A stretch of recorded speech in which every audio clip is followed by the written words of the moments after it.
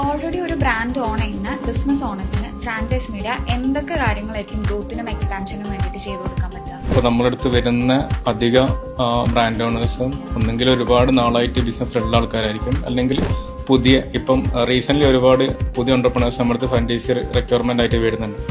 ഈ രണ്ട് കാറ്റഗറി ആൾക്കാരെയും നമ്മൾ ട്രീറ്റ് ചെയ്യുക ഒരേപോലെ തന്നെയാണ്.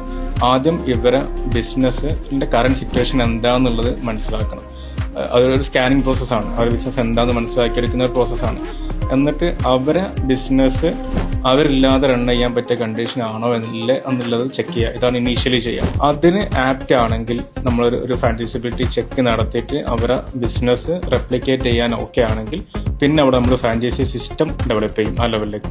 അപ്പോൾ ആദ്യം ഈ സ്കാനിങ് പ്രോസസ്സ് ഓക്കെ ആണെങ്കിൽ സിസ്റ്റം ഡെവലപ്പ് ചെയ്യാൻ പറ്റുള്ളൂ.